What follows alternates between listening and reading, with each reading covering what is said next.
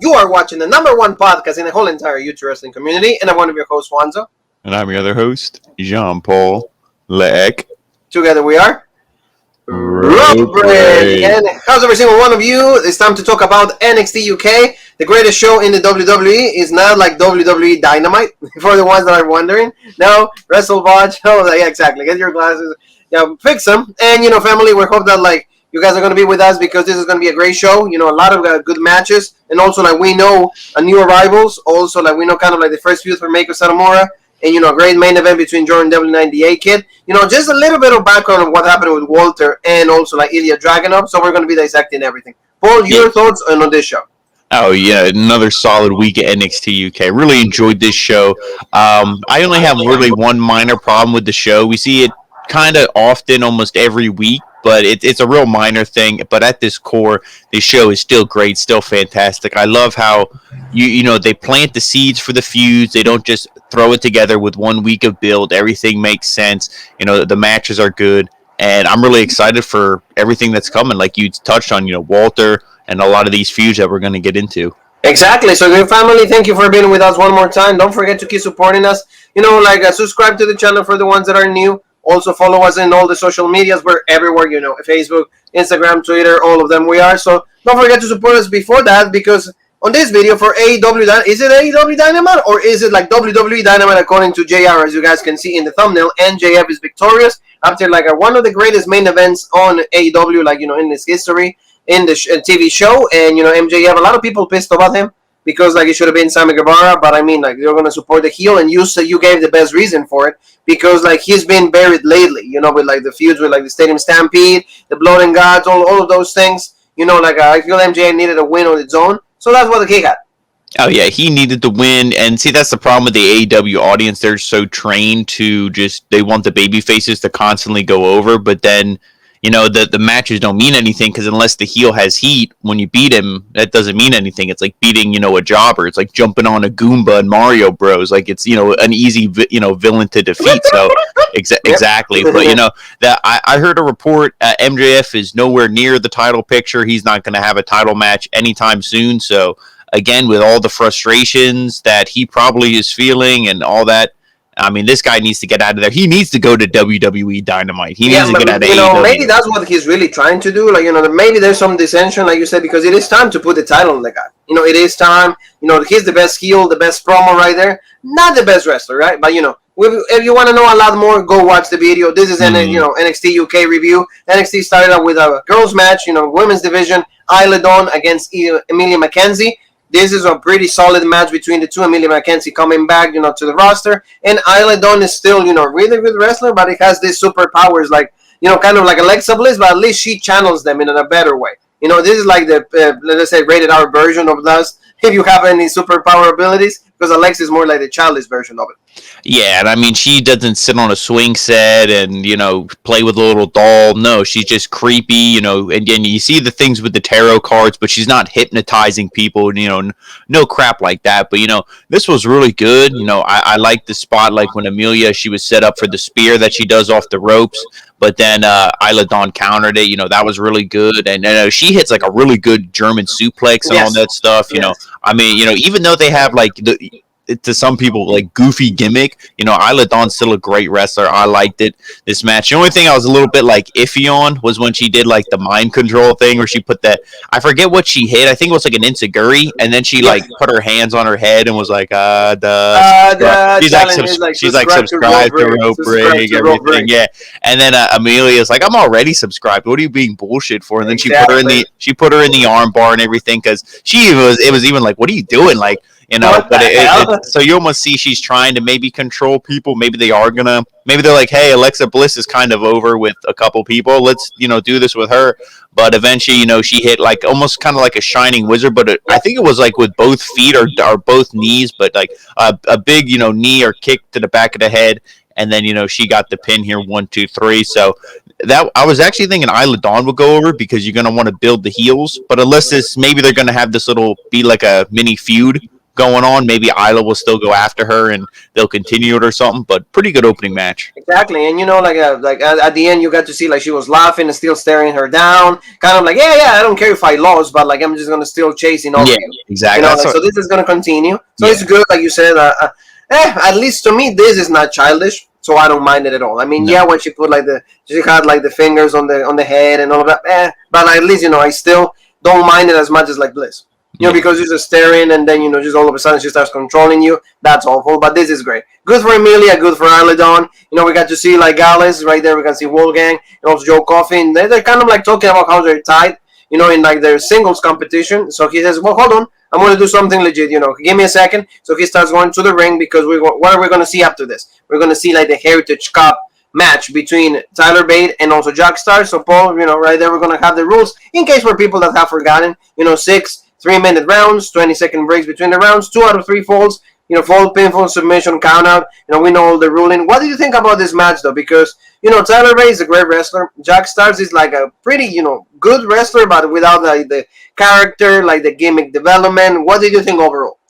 I mean, overall, I thought, like the first round, like I always say, it's usually kind of like the feeling out process. But this was good. Tyler Bate, you could kind of see it's like, yeah, I respect you, but I'm clearly better than you. Just the way he was working, he was just like, really wrenching on the arm, just like, yeah, I'm going to wear this guy down. I'm just going to, beat him. And Jack Stars was kind of showing, no, I'm strong too. He even like picked up Tyler Bate, a lot of reversals in this. He was showing, no, I can hold my own. I'm not just, the guy who you're giving the pity match to, because you think I should be on a bigger platform kind of deal. He was holding his own. And, at the end of the first round, a lot of pin attempts and stuff. Tyler Bate was actually in a pin attempt, and then when the time expired. So, nothing going on in the first round. And then you're about, maybe a minute and a half in the second round, action just kind of starts. Again, roll-up attempts, whatever, really flat. He just pretty much, it was like Stone Cold with the broken neck covering Owen Hart. I mean, it wasn't that bad, but it was pretty damn close. I mean, he kind of just had him in the cover there. And like you see, he wasn't really holding the tights. He just kind of like sat down on him, and it's like 1, 2, but you saw him kick out of stuff, later on and earlier on. Like the legs, where he kept moving like it just looked bad. Just saying like, oh, I'm not that done. Yeah, and maybe the ref wasn't in the position to get the count faster to make it seem more seamless, but that just seemed real slow, and I was just like, oh man, this match ain't gonna go very long. So no. And then that's the pinning combination that he did Jack Stars, because then he dominated for a little bit. And then he does how he tied the match. I mean, he's good, but like I said, I don't know. It's just like he likes something, and you knew there was no way he was going to win it. Exactly. That's another thing too. This match was thrown together with a week or two of build. Yes. What really wasn't even build. It was just, hey, you want a match? No, I don't deserve it. Blah blah blah. I want to earn it. He's like, no, man. Yep. Yeah, he's no, man, you're legit. You should have it. Oh, okay. Yep. I mean, I did like when. There. Yeah, I did like when he did the airplane spin. On Tyler Bate, like when he caught him, I was like, no, I'm going to do your move for you. So like that was cool. And then like you said, he gets the almost the Boston Crab or whatever that is. And then, eventually he just gets out of it and makes his big comeback. I do love that move where he like hits the ropes, like jumping forward, bounces back, and then spins and like hits the lariat. Tyler Bate, that's cool. He did that pretty much. Tyler Driver 1, 2, 3, and that was the end of it. And that's really the ending we all expected. Nobody thought Tyler Bate was going to lose here. You're building that up to like a Jordan Devlin or somebody like that. Yes, exactly. But you saw who came out. Because Trent Seven was right there ringside, but also you got to see right there Joe Coffey. Mark Coffey. I'm sorry, Mark Coffey comes out, and then you see maybe that's going to be the next contender right there, Paul. So I mean, are they going to challenge themselves to see what member of Gallus can get like the Heritage Cup? Yeah, and I think doing this though, I mean that's fine.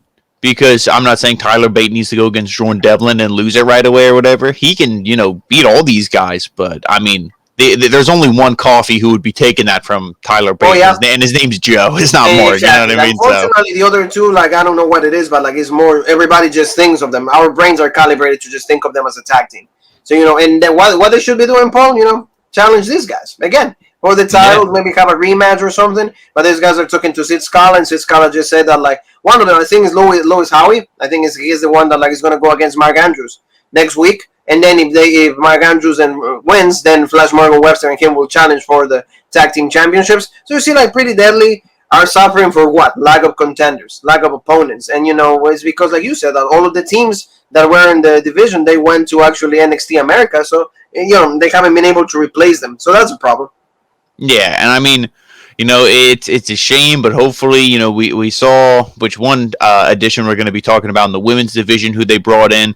Hopefully they can bring in a tag team or two. Or, I mean, honestly, unless they have plans and it's like, okay, grizzled young veterans, you guys are going to beat Ciampa and Thatcher after they beat MSK. Unless they have like that plan set in stone, I don't know why you don't bring a team like the grizzled young veterans back. Yeah, exactly. That would add a big spark to this division because now, I mean, no pun intended, but they are veterans, especially of this division too. They were legit. You can put them against a lot of these new teams because there are new tag teams since they've been here, so it's fresh matchups and stuff, and they can be a team that you can build the whole division around. I mean, and that's what they need. It needs freshen up, and I don't consider going back to NXT UK like it's a demotion. I just feel that like, hey, wait, like come back here. No, and I'm pretty sure all they'd be closer to their family. Exactly. You know what I mean? It's just like okay, yeah, come back and then let's see how it goes. We have better plans for you here. Come over here instead of being over there and misuse. But like, let's talk about now Meiko Satomura, the new WWE NXT UK Women's Champion, and like she's addressing like the universe. She's like so happy that she says I promise I'm gonna beat Kaylee Day. She did it. She's about to like keep talking, cutting her promo, but Nina Samuel shows up and she's like, yeah, Meiko, legit, you're the final boss, all of that. And you clearly say she wants to challenge for a championship, right? Yeah, but the way that she was, like, you thought maybe that's what she was going to do, but she's also like, oh, you could use somebody like me, I could help you out, blah, blah, blah. And it's almost seemed like she wanted to like befriend her. Or almost just like, again, not like, maybe she was used to being a butler or whatever. Who the hell knows? But I mean, it's like, it was kind of weird. Like, she wasn't just challenging her. She was kind of just beating around the bush saying, oh, like, you should let me help you out, all this stuff. And you're just like, where's she going with this? And then we saw Mel.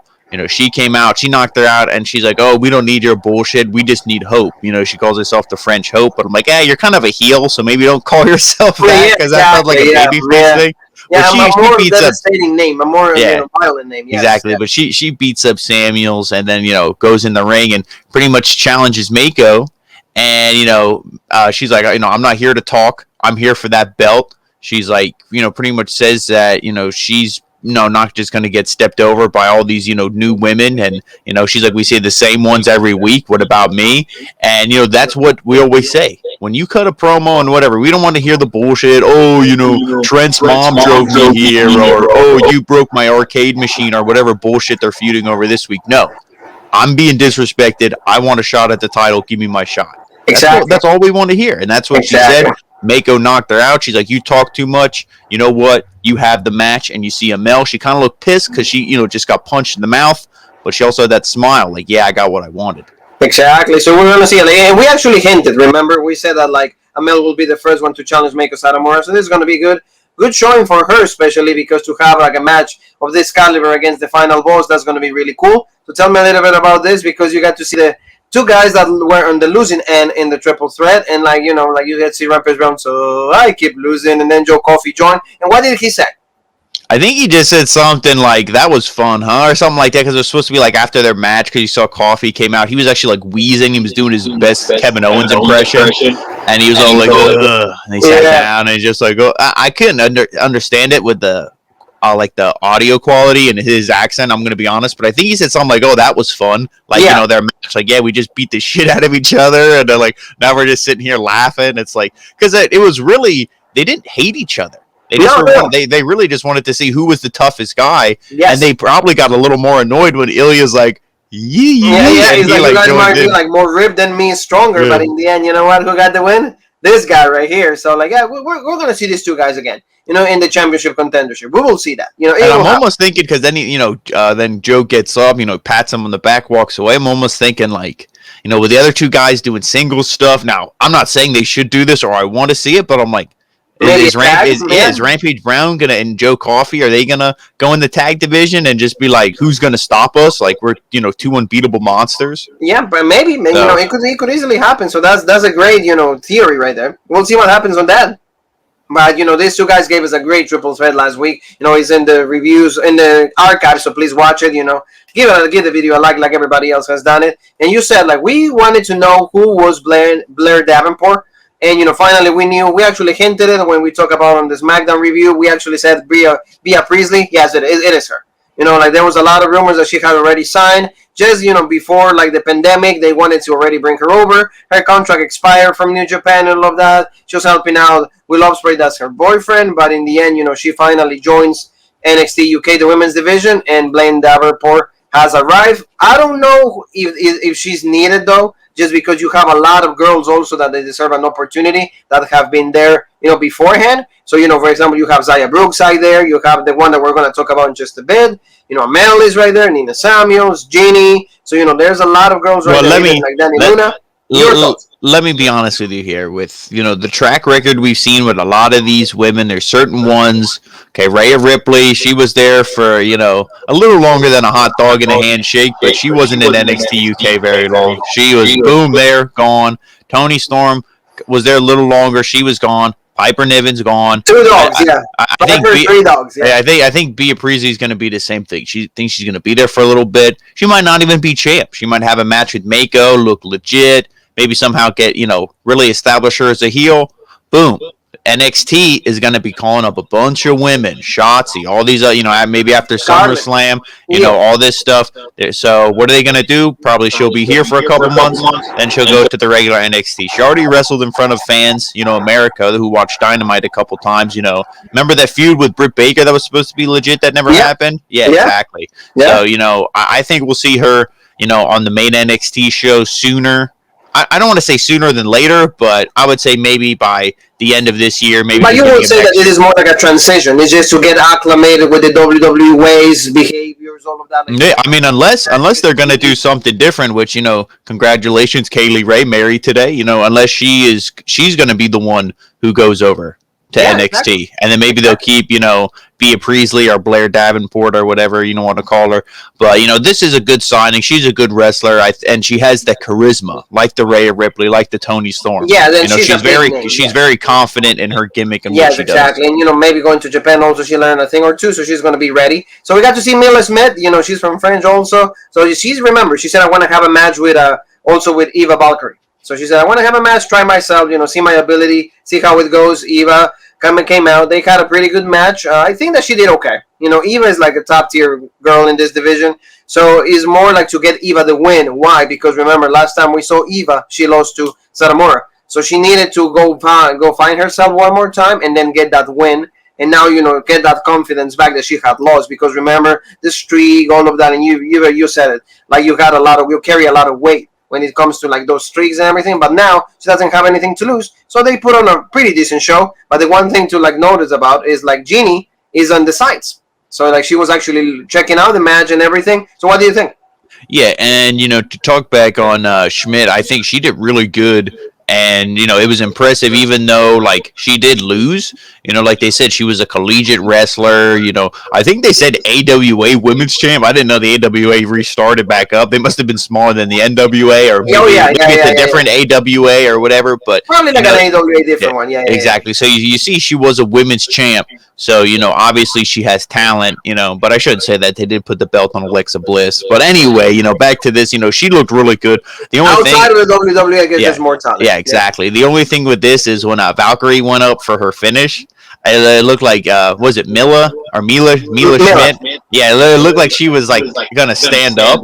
And I'm like, I'm pretty sure when she does her leg drop, you're not supposed to be standing up. So then it cut to like Ginny, then it cut to Eva, and then it cut back to Mila, and she was like then like on the ground. So I'm like, oh, so the ref must have gave her the cue, like, no, get back down. You don't stand up. But yeah, I mean, I'm fine with this because Ginny is a perfect feud for Eva Valkyrie. That's because what do we say?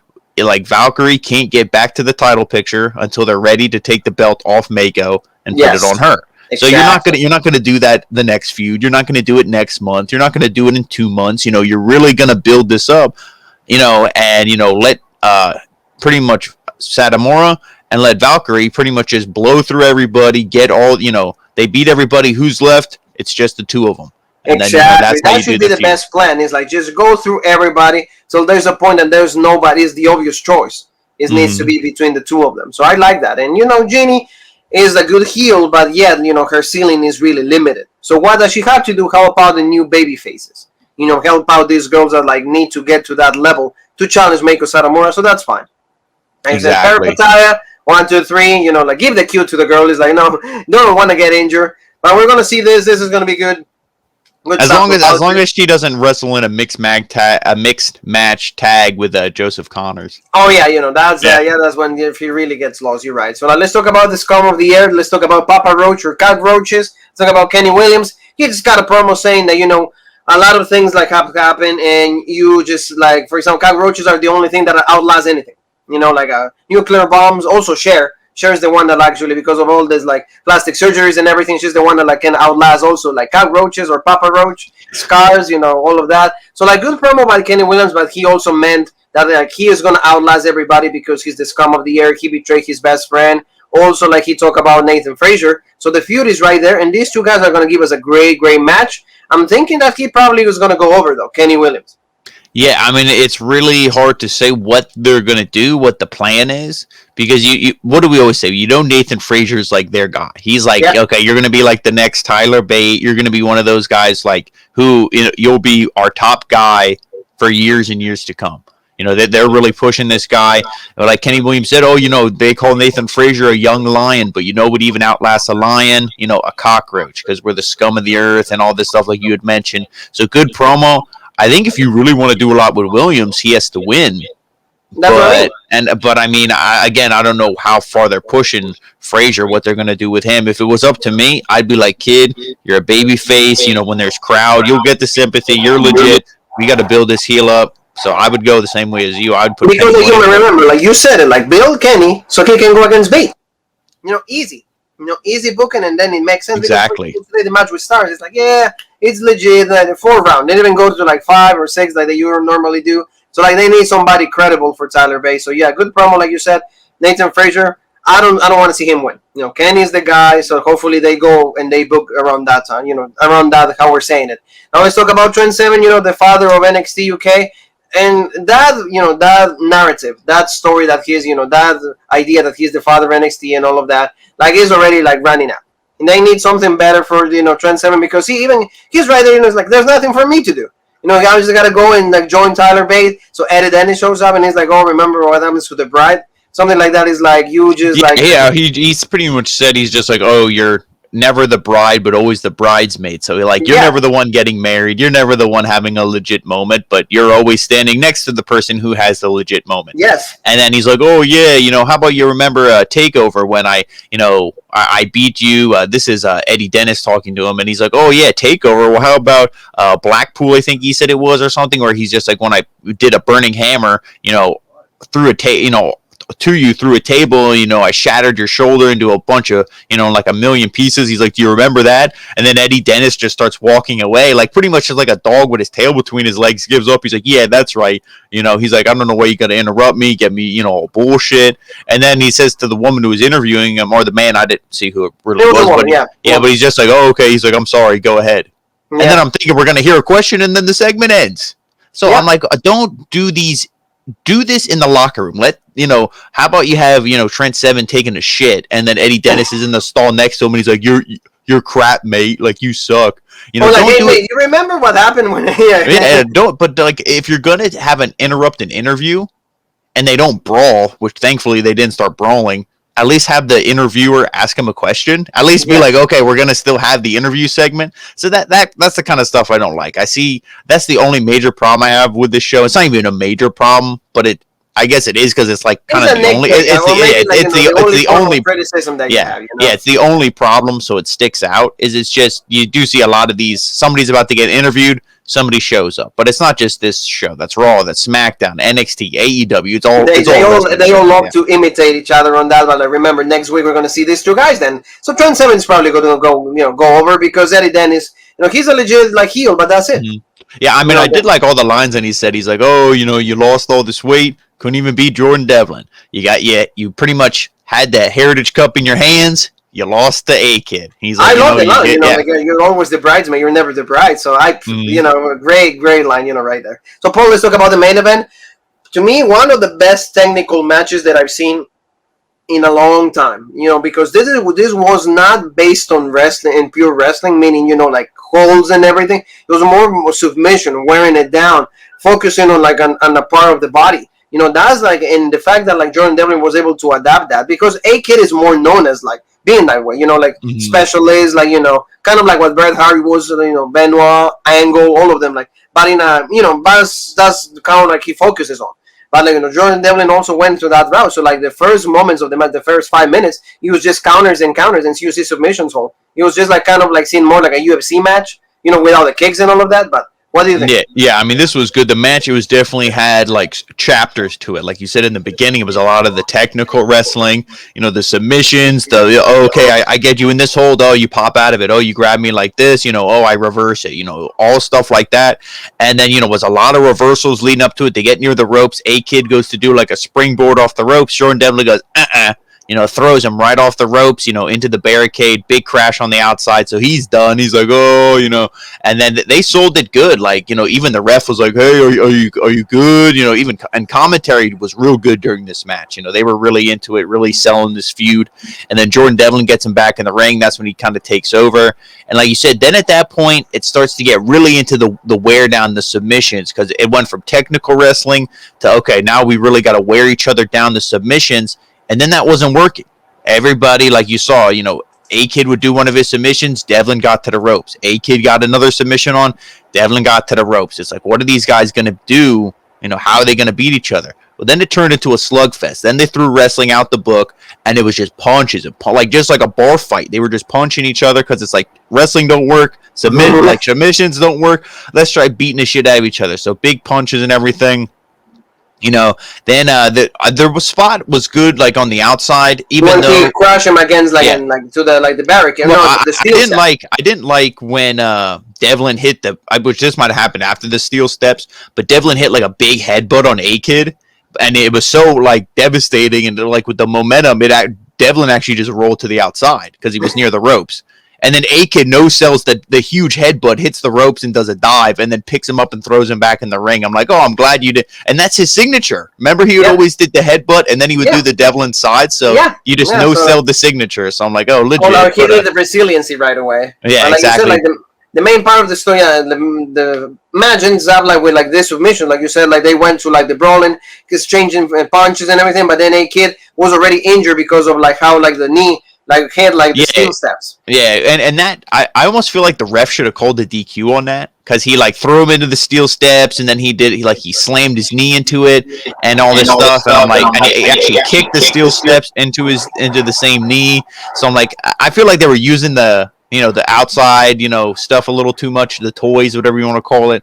It was just, normally, I guess you see it, but, after we saw Charlotte, or Rhea got, DQ'd with hitting out the end of the thing, right? Exactly. Now I don't know what to believe. But like you said, the knee was done.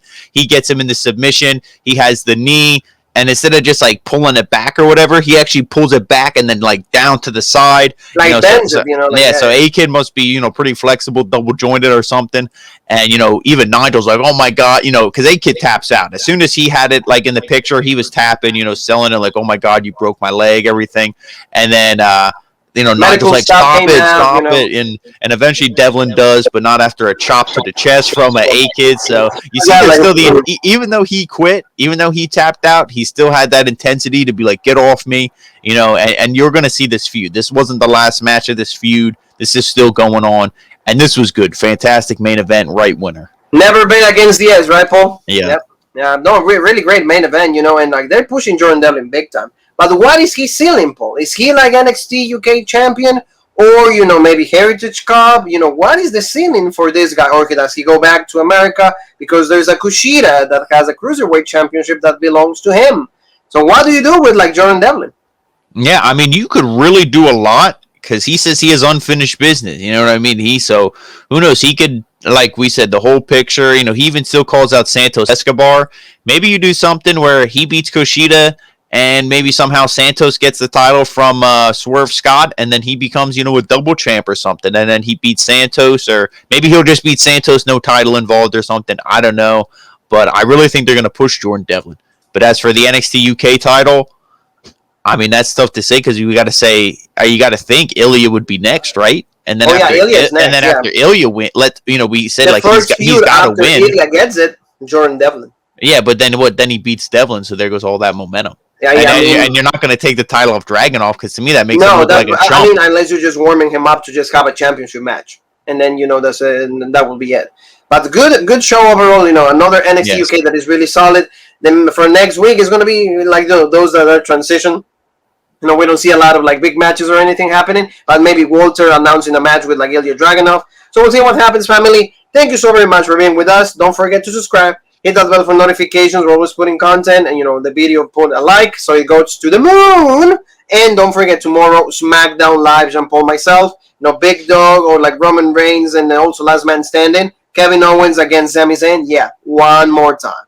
Where else can they find us, Paul? And to make sure you follow us, Rope Break on Facebook, OG Rope Break on Twitter, Original Rope Break on Instagram, and of course right here on YouTube, the home of the #1 podcast in the YouTube wrestling community, the Original Rope Break. So Paul, you and me have one more thing that is left to say, and that is...